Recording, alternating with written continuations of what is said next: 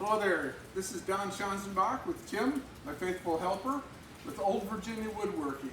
Now, 3 or 4 weeks ago, we featured this cabinet virtually in pieces. We showed you how the end of the cabinet was all broken, the joints were all broken, and we took metal plates off that somebody put on there to hold it all together. Well, we threw all that junk away, we re-glued the ends, put a new plywood bottom into it, a new back, and we remember this roll top, which I told you might not work so well when we were done. It does. Got it all cleaned up, all kinds of crumbs of paint came out of there. We worked it until the crumbs of paint were all out of it. And then this has all been painted. It was primed, brushed on the inside, but sprayed on the outside, except for this hand painting on the rails of the doors.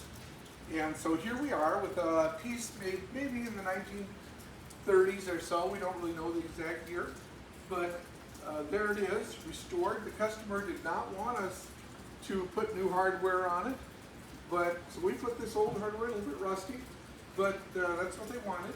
So there it is, restored to probably as nice as it was from the factory.